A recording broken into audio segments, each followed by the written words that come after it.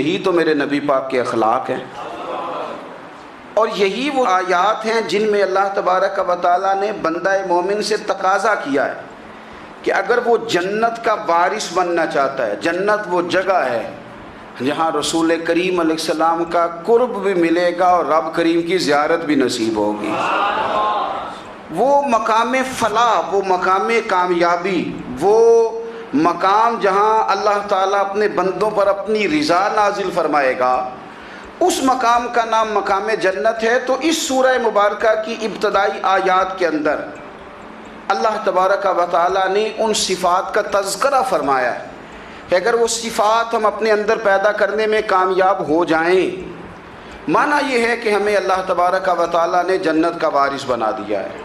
بڑے غور کے ساتھ سورہ مومنون کی ان ابتدائی آیات پر غور کرنا چاہیے۔ رب فرماتا ہے قد افلح المؤمنون، تحقیق مومن کامیاب ہو گئے۔ کون سے مومن؟ الذین ہم فی صلاتہم خاشعون، وہ جو اپنی نمازوں میں گڑ گڑانے والے ہیں، خشوع کے ساتھ، عاجزی کے ساتھ، انکساری کے ساتھ، ذوق کے ساتھ نماز پڑھنے والے ہیں۔ والذین ہم عن اللغو معرضون، اور وہ جو بیہودہ باتوں سے منہ پھیرنے والے ہیں، لغویات سے اپنا رخ پھیرنے والے، سنجیدہ لوگ۔ پھر ارشاد فرمایا والذین ہم للزکاۃ فاعلون، جو زکوٰۃ دینے کا کام کرنے والے ہیں۔ پھر فرمایا والذین ہم لفروجہم حافظون، اور وہ لوگ جو اپنی شرمگاہ کی حفاظت کرنے والے، اپنی شرمگاہ کی حفاظت کرنے والے۔ الا علی ازواجہم، مگر یہ کہ اپنی بیویوں پر، او ما ملکت ایمانہم، یا اپنی شرعی باندیوں پر۔ اس زمانے میں جو لونڈی خریدی جاتی تھی اس سے بھی وطی کرنا جائز تھا، اگرچہ اب لونڈیاں موجود نہیں ہیں تو یہ فعل بھی موجود نہیں، سوائے اپنی بیویوں پر یا شرعی باندیوں پر۔ فإنہم غیر ملومین، فرمایا جو یہ کام کرے اس پر کوئی ملامت نہیں ہے، اپنی بیوی کے پاس شرعی طریقے سے جائے یا باندی کے پاس جائے۔ فمن ابتغى وراء ذلك، اور جو آدمی اس کے بعد اس حد سے بڑھے، اس کے سوا کچھ اور کرے جو بندہ، فرمایا فاولئک هم العادون، یہ لوگ حد سے بڑھنے والے ہیں۔ جو لونڈیوں اور باندیوں کے علاوہ، اپنی بیویوں کے علاوہ کسی اور جگہ گندگی کریں، یہ حد سے بڑھنے والے، حدوں کو کراس کرنے والے لوگ ہیں۔ پھر ارشاد فرمایا والذین هم لاماناتہم وعہدہم راعون، اور وہ جو اپنی امانتوں اور اپنے وعدوں کی رعایت کرتے ہیں، امانتیں ادا کرتے ہیں، وعدے پورے کرتے ہیں۔ اور وہ لوگ جو اپنی نمازوں کی حفاظت کرنے والے ہیں، جن میں یہ خوبیاں آ گئیں، میرا رب فرماتا ہے نماز میں خشوع خضوع حاصل ہو گیا، فضولیات سے بچ گئے، زکوٰۃ ادا کرنے والے بن گئے، شرمگاہ کی حفاظت کرنے والے بن گئے، امانتیں عہد پورے کرنے والے بن گئے، اپنی نمازوں کے محافظ ہو گئے۔ اللہ اکبر، قربان جائیں۔ مالک فرماتے ہیں اولئک ھم الوارثون، یہی لوگ تو وارث ہیں۔ یا اللہ کس چیز کے؟ فرمایا الذین یرثون الفردوس، یہ لوگ جنت کے وارث ہیں، یہ جنت کے وارث ہیں یہ لوگ۔ ہم فیہا خالدون، اور فردوس سے، جنت سے نکالے نہیں جائیں گے، ہمیشہ ہی جنت میں رہیں گے۔ یہ آیات اللہ کا مطالبہ بھی ہے، یہ آیات صحابہ، اہل بیت، اولیاء اللہ، ان تمام کی سیرت کا عکس بھی ہے۔ اور سب سے بڑھ کر سیدہ عائشہ صدیقہ فرماتی ہیں یہی تو آیات ہیں جنہیں اچھی طرح سمجھ لو گے تو تمہیں مدینے والے کے اخلاق بھی سمجھ میں آ جائے گا، حضور کے اخلاق بھی تمہیں سمجھ میں آئے۔ بڑے غور کے ساتھ سورہ مومنون کی ان ابتدائی آیات پر غور کرنا چاہیے۔ رب فرماتا ہے قد افلح المؤمنون، تحقیق مومن کامیاب ہو گئے۔ کون سے مومن؟ الذین ہم فی صلاتہم خاشعون، وہ جو اپنی نمازوں میں گڑ گڑانے والے ہیں، خشوع کے ساتھ، عاجزی کے ساتھ، انکساری کے ساتھ، ذوق کے ساتھ نماز پڑھنے والے ہیں۔ دیکھیں قرآن نے یہ نہیں کہا شروع میں کہ وہ لوگ اپنی نماز پابندی سے پڑھتے ہیں، بلکہ فرمایا وہ نمازوں میں عاجزی کرتے ہیں، وہ نماز میں خشوع کرتے ہیں، خضوع کرتے ہیں۔ نماز ہم بھی پڑھتے ہیں، ڈھیر سارے لوگ ہیں جن کا یہ مطالبہ ہے کہ میرا نماز میں دل ہی نہیں لگتا۔ پہلی بات تو یہ ہے کہ دل نہ بھی لگے تو نماز پھر بھی پڑھنی ہے، اور دوسری بات یہ ہے کہ دل لگانے کو بھی تو کچھ انسان کے پاس چیزیں ہونی چاہیے نا، کوئی ضروریات ہوتی ہیں۔ سب سے پہلی بات یہ کہ مسئلہ نماز کا نہیں، مسئلہ اہمیت کا ہے۔ آپ نے اللہ تبارک و تعالیٰ کی ذات کی، رب کریم کے جلالت کی جتنی زیادہ اہمیت اپنے دل میں محسوس کر لی، اتنا ہی نماز کی طرف توجہ آپ کی بڑھ جائے گی۔ آپ سادی سی مثال ہے، غور کر لیں، جتنا آپ اپنے استاد کو پروٹوکول دیتے ہیں، جتنی عزت کرتے ہیں، اتنا ہی وقت پہ آپ ان کے پاس پہنچ بھی جاتے ہیں۔ اگر آپ کے دل میں اہمیت نہیں ہے تو آپ ٹال دیں گے، اور جس استاد کی اہمیت ہے اس کے فون کی گھنٹی بجتے ہی فون بھی اٹھایا جائے گا، اور بات پوری مکمل بھی نہیں ہوگی تو کہا جائے گا جیسے آپ کہیں گے، اور جو وقت وہ دیں گے ان سے 10 منٹ پہلے پہنچنے کی کوشش بھی کی جائے گی۔ بس سمجھ لیں، دل لگنے نہ لگنے کا مسئلہ نہیں، اہمیت کا مسئلہ ہے۔ آپ جتنی اپنے مالک کی بارگاہ کی اہمیت سمجھ لیں گے، اتنا ہی وقت پہ مسجد آئیں گے، اتنا ہی شوق سے نماز پڑھیں گے۔ دوسری بات، نماز کے ترجمے پہ غور کریں۔ آپ یقین کریں، اگر نماز کا ترجمہ ہمیں آ جائے نا تو ہمیں تو یوں لگے کہ ہم تو اپنے مالک کی بارگاہ میں عرض و معروض کرنے حاضر ہوئے ہیں۔ یہ سورہ فاتحہ ہی دیکھ لیں آپ، حضور فرماتے ہیں، رب فرماتا ہے سورۃ فاتحہ آدھی میری ہے آدھی میرے بندے کی ہے۔ جب اس نے کہا الحمدللہ رب العالمین الرحمن الرحیم مالک یوم الدین ایاک نعبد و ایاک نستعین، جب یہاں تک وہ لفظ کہتا ہے تو یہ حصہ میرا تھا۔ اس نے اپنے رب کی تعریف کی، اور جب کہا نا اس نے اہدنا الصراط المستقیم، اب بندے نے التجائیں شروع کر دی۔ اس نے کہا کہ مالک بھی تو ہے، رحمان بھی تو ہے، رحیم بھی تو ہے، عبادت بھی تیری کرتے ہیں تو مدد بھی تو تجھی سے مانگنی ہے نا، اب مہربانی فرمانا اہدنا الصراط المستقیم، ہمیں سیدھا راستہ دکھا دے، صراط الذین انعمت علیہم، ان لوگوں کا راستہ دکھانا جن پر تو نے انعام کیا ہے، غیر المغضوب علیہم ولا الضالین، ان کے راستے پہ نہ چلانا جن پر تیرا غضب ہوا، جو گمراہ ہو گئے ان کے راستے۔ تو نماز میں جب ترجمے پر آپ کا غور ہوتا ہے تو آپ کا تو دل خود بخود لگ جاتا ہے، شوق بڑھ جاتا ہے آپ کا۔ تو اتنی چیزیں ہم زندگی میں یاد کرتے ہیں، تو اگر ترجمہ بھی نماز کا یاد کر لیں اور پھر شوق سے پڑھیں تو آپ یقین کریں طبیعت کھینچی چلی آئے گی۔ ہمارے یہاں کچھ لوگ نماز پڑھتے ہیں پر بڑی لاپرواہی سے پڑھتے ہیں، کبھی ادھر دیکھتے ہیں کبھی ادھر دیکھتے ہیں، کبھی بال سہلاتے ہیں۔ وہ میں نے دیکھا ہے سجدے جا رہے ہیں تو سیانے سیانے بندے کبھی کپڑے کو چھیڑ رہے ہیں کبھی جگہ کو چھیڑ رہے ہیں۔ میرے نبی کریم صلی اللہ تعالیٰ علیہ وسلم نے فرمایا ان لوگوں کا کیا حال ہے جو اپنی نماز میں نظریں آسمان کی طرف اٹھاتے ہیں، رکوع سے اٹھے تو اوپر دیکھنا شروع کر دیا، کیا حال ہے ان کا۔ اور پھر حضور نے ایک موقع پر تو سختی فرمائی، فرمایا جو نماز پڑھتے اپنی نظریں آسمان کی طرف اٹھاتا ہے وہ باز آ جائے، ورنہ ایسا نہ ہو کہ رب اس کی آنکھیں ہی چھین لے، وہ باز آ جائے اس کام سے۔ خشوع کے ساتھ نماز پڑھے، عاجزی کے ساتھ نماز پڑھے، اس کا دل لگا ہوا ہو نماز کے اندر۔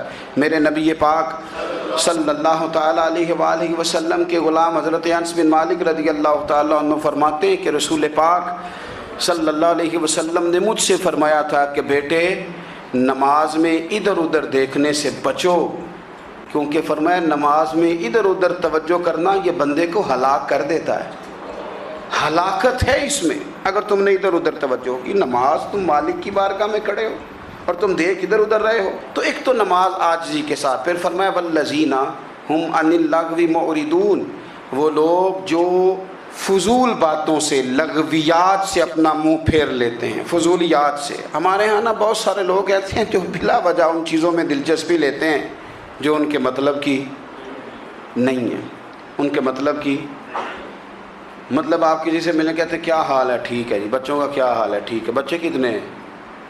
تو بھئی آپ کو جب پتہ ہی نہیں تھا کتنے ہیں تو حال کیوں پوچھا آپ نے؟ آپ کرتے کیا ہیں؟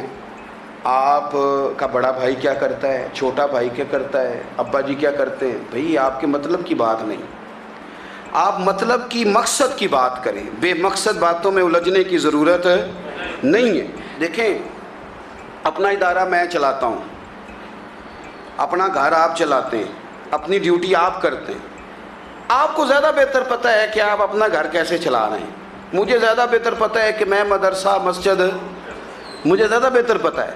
اس کے اندر کون سی اصطلاح کس طرح کرنی ہے یہ مجھ سے زیادہ بہتر کوئی بندہ جانتا نہیں. اب ہم کیا کرتے ہیں, جب ہم دوسرے کے کام میں مداخلت کرتے ہیں تو دو نقصان ہوتے ہیں. ایک تو اس کے ساتھ ہمارا رائے کا اختلاف ہو جاتا ہے, اور دوسرا ہمارے اپنے بہت سارے کام رہ جاتے ہیں, کیونکہ ہماری توجہ ہی دوسرے کی جانب تھی, اپنے بڑے سارے کام رہ جاتے ہیں.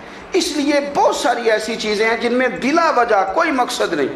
ہم پرانے لوگوں سے باتیں سنا کرتے تھے, ہمارے بزرگ کہا کرتے تھے جڑے پنڈ جانا نہیں, جڑے پنڈ جانا نہیں اودہ راہ پوچھنے دی کی لو. لغویات میں نہ الجھے, فضولیات میں نہ الجھے, یعنی ٹو میں رہنا, ٹو میں. آپ یقین کریں میں نے پرسنلی طور پہ اس چیز کو محسوس کیا ہے کہ ہمارے بہت سارے اہم حقوق صرف اس لیے مس ہوتے ہیں کہ ہماری اپنے سے زیادہ توجہ سامنے والے پہ ہوتی. سامنے والے میں نے دیکھا بڑے بڑے عجیب سوال اور بڑے بڑے انوکھے سوال, مطلب یہ کہ اتنی لمبی چوڑی, اور لوگوں کو بڑا پتہ ہوتا ہے یہ فلاں آدمی جو ہے اس کے بچے کتنے ہیں, وہ بیاہ کہاں پہ ہیں, کس کس علاقے میں ان کی شادیاں ہوئی ہیں. اتنی تفصیلات کی ہمیں ضرورت نہیں ہے. ہم سے تو ہمارے بارے میں پوچھا جائے گا, تو ہمیں اپنا معاملہ بڑا صاف ستھرا. دیکھیں کیا سونی بات کی مدینے والے رسول نے, قربان جائیں حضور کے جملوں پر. ایک شخص نے پوچھا حضور سونا اسلام کون سا ہے, خوبصورت مسلمان کون ہے؟ تو نبی پاک صلی اللہ علیہ وسلم نے فرمایا وہ خوبصورت مسلمان ہے جو بات اس کے مقصد کی نہیں بے معنی ہے وہ بات وہ چھوڑ دے. بے مقصد باتوں سے الجھنا جو بندہ چھوڑ دے وہ مسلمان بڑا سونا مسلمان ہے. ہم کمزور اس لیے ہوتے ہیں کہ ہماری توجہ زیادہ دوسروں کی باتوں پر پڑتی ہے. پھر فرمایا والذین هم للزکاۃ فاعلون, وہ لوگ جو زکوٰۃ دینے کا کام کرتے ہیں, صدقات کرتے ہیں, خیرات کرتے ہیں, وہ کامیاب ہو جاتے ہیں. پھر فرمایا والذین هم لفروجہم حافظون, وہ جو اپنی شرمگاہ کی حفاظت کرتے ہیں. نوجوان میری بات پر توجہ کریں. فرمایا وہ لوگ جو اپنی شرمگاہ کی, والذین هم لفروجہم حافظون, وہ لوگ جو اپنی شرمگاہ کی حفاظت کرتے ہیں. حضور غوث پاک رضی اللہ تعالیٰ عنہ فرمایا کرتے تھے دو چیزیں انسان اپنی سنبھال لینا, ایک پیٹ اور ایک شرمگاہ, تو فرماتے تھے ولایت اس کے بڑی قریب آ جاتی. ہم نہ ان لذات میں الجھ جاتے ہیں. سیانے سیانے بندے روٹی کمر سیدھی کرنے کے لیے کھانی چاہیے, زبان کے ذائقے کے لیے نہیں کھانی چاہیے. یہ زبان کا ذائقہ لگ جائے یہ کہیں کا نہیں چھوڑتا انسان کو. اپنی شرمگاہ کی جو لوگ حفاظت کر لیتے ہیں, کوئی بڑے سے بڑا گناہ کرنے سے بھی بندہ کافر نہیں ہوتا, بندہ کفر کرنے سے کافر ہوتا ہے. گناہ بڑے سے بڑا کرنے والا بھی گناہ گار ہے, کافر نہیں. لیکن بعض گناہ ایسے ہیں جو جس وقت بندہ کر رہا ہوتا ہے اس وقت وہ مومن نہیں ہوتا. میرے نبی کریم صلی اللہ تعالیٰ علیہ وسلم نے فرمایا جب کوئی شرابی شراب پیتا ہے اس وقت مومن نہیں ہوتا. جب کوئی چور چوری کرتا ہے تو اس وقت مومن نہیں ہوتا. اور جب کوئی زانی زنا کرتا ہے تو تب وہ مومن نہیں ہوتا. اتنی دیر کے لیے اس کے دل سے ایمان نکال لیا جاتا ہے. یہ جو ہمارے لڑکے بن سنور کے نکلتے ہیں, یہ جو میک اپ کا خرچہ لڑکیوں کے برابر لڑکوں کا ہوتا جا رہا ہے, یہ جو لڑکے بھی رات کو چہرے پر کریم لگا کر کے سوتے ہیں, یہ بتا سکتے ہیں کہ مقاصد کیا ہے؟ بتا سکتے ہیں؟ یعنی بچے بھی بغیر شیمپو کے بال نہیں دھوتے. مثلا کیا کرنا ہے آپ نے, اس کا بڑی بڑی قیمتی چیزیں جو ہیں وہ آپ نے رکھی ہوئی ہیں, مقصد کیا ہے؟ یہ جو ہمارے بچے بن سنور کے نکل رہے ہیں تو کیا دعوت دے رہے ہیں سوسائٹی کو؟ شارٹ نکرے پہن کے جو نکلے ہوئے ہیں, اریاں لباس پہن کے نکلے ہوئے ہیں. اقبال نے کہا تھا دیار مشرق ہوس میں غلطاں, شباب اریاں شراب اسیاں, جسے بھی دیکھو غری کے اسیاں. ہم ایسی تہذیب کیا کریں گے؟ شباب اریاں, تم نے اپنی جوانی ننگی کر ڈالی ہے ساری معاذ اللہ. کن مقاصد کے لیے؟ میں وہ اعداد و شمار بتا نہیں سکتا. ہمارے ہاں گاند سستا ہو گیا ہے, لوگوں نے گناہ تک پہنچنا آسان بنا دیا ہے. آپ دیکھ لیں گندگی دروازے پہ اور گند موبائل میں، کیسے بچائیں ان بچوں کو؟ کیا کریں؟ کلیجے پھٹتے ہیں. ابھی باتیں سوچتے ہیں تو سوچتے ہیں آنے والی نسل کو کہاں لے جائیں، کہاں چھپائیں، کیا ایسا کریں کہ یہ بچ جائیں. خدا را قربان جائیں حضرت عثمان غنی پر. مصنف ابن ابی شیبہ میں صحابہ فرماتے ہیں حضرت عثمان غنی نا بڑے مالدار تھے. مال آتا ہے تو لوگ عیاش نہیں ہو جاتے، مال آتا ہے تو لوگوں کی خواہشات بہت بڑھ نہیں جاتی. بڑے مالدار تھے، مالدار بھی تھے اور سونے بھی بڑے تھے. حضرت اسامہ بن زید کہتے ہیں میں نے زندگی میں اتنا سونا بندہ نہیں دیکھا جتنے حضرت عثمان غنی خوبصورت تھے، پیسہ بھی حسن بھی. لیکن فرماتے ہیں کہ حضرت عثمان غنی سب سے بڑھ کر اپنی شرمگاہ کی حفاظت کرنے والے اور سب سے بڑھ کر صلہ رحمی کرنے والے، رشتہ داروں سے اچھا سلوک کرنے والے، حیا والے، شرم والے، پاکیزگی والے. آپ کا ذہن ہے، آپ صبح اٹھتے ہی ذہن بنا لیں کہ میں نے آج اتنا سبق پڑھنا ہے، آج اتنی تفسیر دیکھنی ہے، اتنی عبادت کرنی ہے، فلانی نعت میں نے دیکھنی ہے، فلاں خیر کا کام کرنا ہے، فلاں آدمی کے ساتھ نیکی کرنی ہے. صبح ذہن بنا لیں، آپ کا ذہن وہی کام کرنے لگے گا. لیکن اگر صبح اٹھتے ہی ذہن میں گندگی ہے، رات کو سوتے ہی معاذ اللہ ذہن میں وسوسے ہیں، تو پھر سارا دن وہی چکی چلے گی، وہی انداز رہے گا. تھوڑا سا آپ کو اس کی نگرانی کرنی ہے. تھوڑا سا فحاشی عریانی یہ تیزی سے پھیل رہی ہے، تیزی سے گندگی لوگ کشید کر کے لاتے ہیں. اور حیا کا مطلب صرف اتنا ہی نہیں ہے آپ زنا اور بدکاری سے بچیں، آپ اپنی زبان کو بھی حیا والا بنائیں.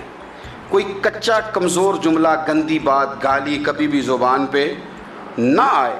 آپ کا انداز حیا والا ہو، بے باک ہو جانا، بے باک بولنا. میں باریکی سے اس بات کو سمجھتا ہوں اور میں آپ کو بہت ساری بزرگوں کے ارشادات کا نچوڑ عرض کرنے لگا ہوں. آپ اپنا ذہن صاف کر لیں، آپ کے بہت سارے کام ویسے ہی صحیح ہو جائیں گے. کیونکہ ہمارے دین کے اندر زیادہ اجر نیتوں اور ارادوں پہ ملتا ہے. آپ کے جو اندر کی پاکیزگی ہے وہ بہت سارا فضل لاتی ہے اللہ کا. اور اگر دل ہی ناپاک ہو، ذہن ہی ناپاک ہو، تو وہ خیر کی چیزیں کس طرح کر کے داخل ہوں گی؟ اپنی شرمگاہ کی قربان جائیں. نوجوانوں ذرا غور کرنا، میرے نبی کریم صلی اللہ تعالیٰ علیہ وسلم کے بارے میں حضرت عائشہ صدیقہ فرماتی ہیں کہ عرب کی کنواری لڑکیاں بڑی حیا والی ہوتی تھیں، لیکن اللہ کے پیارے رسول صلی اللہ علیہ وسلم عرب کی کنواری لڑکیوں سے بھی بڑھ کر حیا والے تھے. یہ ہمارے بچے مذاق میں ہمیں کئی دفعہ کہتے ہیں شادی کرا دو، شوگل میں کہہ دیتے، ابا کو کہہ دیتے ہیں، ابا کو نہیں منہ پہ آ کے کہہ دیتے ہیں، کہتے ہیں یہ بڑا بھائی مصیبت بن گیا، یہ ہٹے گا تمہاری باری آئے گی. آپ کچھ ایسی باتیں کر رہے ہیں، کچھ ایسے انداز آپ اختیار کر رہے ہیں جو وزادار لوگ کرتے نہیں. شرم و حیا سے وہ چیزیں ڈھل جاتی ہیں جو باتیں ہمارے بچوں کی زبانوں پر بے باکی کے ساتھ آنے لگی ہیں. اور میں آپ کو ایک عقلی بات عرض کرتا ہوں، آپ اپنی زبان سے جو جملے خود ادا کرتے ہیں وہ جملے آپ کے دل پر بھی اثر کرتے ہیں. اگر آپ غلط بات بار بار کریں گے تو آپ کا دل بھی غلط بات کی طرف مائل ہو جائے گا. آپ 10 بار 15 بار 20 بار کوئی خیر کی بات کریں، خیر کی، تو آپ دیکھیں کہ آپ کا دل بھی خیر کی طرف مائل ہو جائے گا. آپ خیر کی باتوں پر اپنے آپ کو لائیں، اچھی باتوں پر اپنی توجہ لائیں، آپ کا دل بھی اچھائی کی طرف مائل ہو جائے گا. کفل کا ایک واقعہ ترمذی میں ملتا ہے. ایک شخص کفل نام کا تھا بنی اسرائیل میں. ایک عورت مجبور تھی، اس کے بچے بھوکے تھے، تو کفل نے اسے مائل کر لیا کہ تو میرے ساتھ گناہ کرے گی تو پھر میں تیرے بچوں کی روٹی تجھے دوں گا. تو وہ عورت پہلے تو بیچاری نہ مانی، لیکن بچوں کی بھوک دیکھ کے مجبور ہو گئی. جب کفل کے قریب گئی نا وہ عورت، اس نے دروازے سارے بند کر لیے. ترمذی شریف میں اس کا واقعہ موجود ہے. چاروں جانب سے بند ہو گیا سارا کچھ. لیکن جب وہ کفل کہتا ہے میں اس بی بی کے پاس جانے لگا تو عورت کا وجود کانپتا تھا. جس بندے کو گناہ کی طرف جاتے اس کی طبیعت میں ہیجان پیدا ہو تو مانا یہ ہے کہ ابھی ذہن پورا غلیظ نہیں ہوا، ابھی طبیعت پوری گندی نہیں ہوئی، ابھی ایمان کی بہت ساری قسمیں موجود ہیں. عورت کا وجود کانپتا ہے. تو کفل کہتے ہیں کہ میں نے اسے کہا کہ سارے دروازے بند ہیں، ڈرتی کیوں ہے؟ تو کہنے لگی ڈرتی اس لیے ہوں کہ سارے دروازے بند نہیں ہوتے، ایک دروازہ کھلا ہے اور وہ دروازہ رب قدیر کا دروازہ ہے، اسے کیسے بند کیا جا سکتا ہے؟ تو کہتے ہیں جب اس نے یہ لفظ کہے تو مجھ پر بھی بات کا اثر ہوا، مجھ پر۔ تو میں نے کہا کہ اگر تو عورت ہو کہ رب سے اتنا ڈرتی ہے تو مجھے تو اس نے مرد بنایا ہے، تو مرد تو ہوتا ہی وہ ہے جو اپنے آپ پر کنٹرول کر سکے۔ تو اب نہ معاملہ آگے جائے گا، اب یہاں بات رکے گی نہیں، جا میں تجھے آزاد کرتا ہوں۔ عورت گئی، اس نے توبہ کی، کفل نے، اور رات رو کے کہنے لگا مالک آج میں نے توبہ کی ہے تو میرے اوپر مہربانی کرنا، میری توبہ ٹوٹنے نہ پائے۔ رات اس نے توبہ کی، رات ہی انتقال ہو گیا۔ لوگوں کو پتہ تھا بڑا بے حیا ہے، بد کردار ہے، گناہ گار ہے، شاید لوگ اس کا چہرہ دیکھنے بھی نہ جاتے، پر مالک کریم ہے نا۔ حضور فرماتے ہیں سویرے اس کے دروازے پہ لکھ دیا اللہ نے، لوگوں رب نے کفل کے سارے گناہ معاف کر دیے ہیں، اس کے دروازے پہ لکھ دیا گیا۔ جب آپ اپنی حفاظت کرنا چاہتے ہیں تو اللہ پھر اسباب بھی پیدا کر دیتا ہے۔ اپنی شرمگاہ کی، اپنی نظر کی آپ خوب حفاظت کریں۔ اور میں آپ کو ایک بات عرض کروں، ایک بندے کے باحیا ہو جانے سے نا، ایک بندے کے ٹھیک ہو جانے سے اس کے دائیں بائیں بے شمار لوگ ٹھیک ہو جاتے ہیں۔ نہ چاہتے ہوئے بھی آپ کی نیکی کا اثر آپ کے دوستوں پہ پڑتا ہے، نہ چاہتے ہوئے۔ اور ایک بندے کے بگڑ جانے سے اس کے دائیں بائیں بہت سارے لوگ بگڑ جاتے ہیں، بہت سارے لوگ بگڑ جاتے ہیں۔ آپ اگر اپنے لب و لہجے پر یہ پابندی لگا سکیں اور اپنے آپ کو اگر آپ سنبھال سکیں تو پھر یاد رکھیے گا بڑی ساری چیزیں بہتر ہو جائیں گی۔ کچھ چیزیں ایسی ہوتی ہیں جو ہم نا فراخ دلی سے بانٹتے ہیں، اور کچھ چیزیں ایسی ہوتی ہیں جو مجبور ہو کر ہم دیتے ہیں۔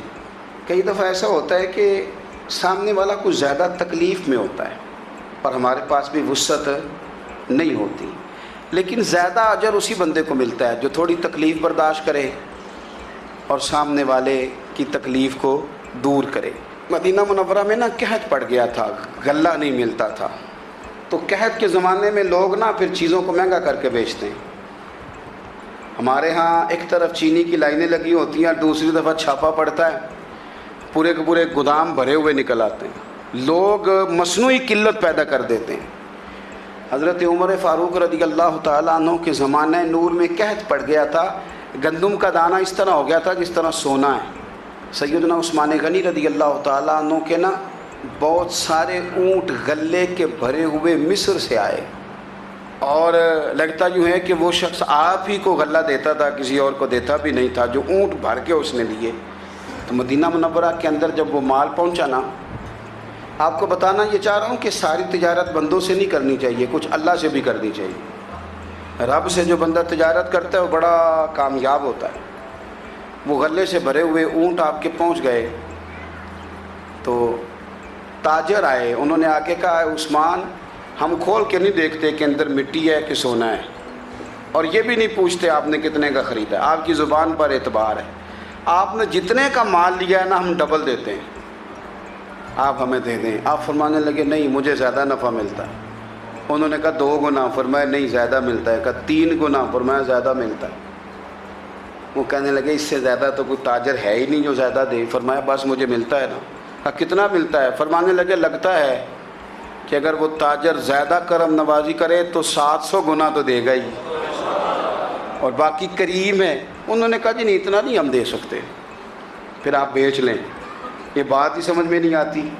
لوگ چلے گئے تو حضرت عثمان غنی مال اٹھا کے مسجد کے دروازے پہ لے گئے، جا کے کہنے لگے اے عمر اعلان کر دیں جس غریب کو گندم کی ضرورت ہے، آسانی کے دور میں نہیں دقت کے دور میں، جب لوگوں کو مل نہیں رہی چیز، جس کو ضرورت ہے وہ آئے اور آ کے لے جائے۔ جب جناب عثمان غنی کے اس غلے کا اعلان ہوا تو تاجروں کو اب مسئلہ سمجھ میں آیا کہ یہ 700 گنا کو بندہ نہیں دے رہا، یہ رب کریم عطا فرما رہا ہے۔ میرے عزیز کچھ سودے رب کے ساتھ بھی کریں۔ اگر کوئی بڑا ضرورت مند دروازے پہ آ جائے نا تو پھر اپنا نفع نقصان نہیں سوچنا، پھر تو رب کے ساتھ تجارت کرنی ہے۔ ضرورت مند کی ضرورت کا لحاظ کرنا، یہ نہ مسلمانوں کے ایک دوسرے کے قریب کرے گا۔ ہم کون ہوتے ہیں کسی کی حاجت پوری کرنے والے، ضرورت پوری کرنے والے؟ کرنے والا تو اللہ ہے۔ تو اگر رب ہمیں کبھی وسیلہ بنائے، ذریعہ بنائے، تو پھر ہمیں ذرا نا خوش دلی سے بننا چاہیے، ذوق اور شوق سے بڑھنا چاہیے، پھر ہمیں کمزور نہیں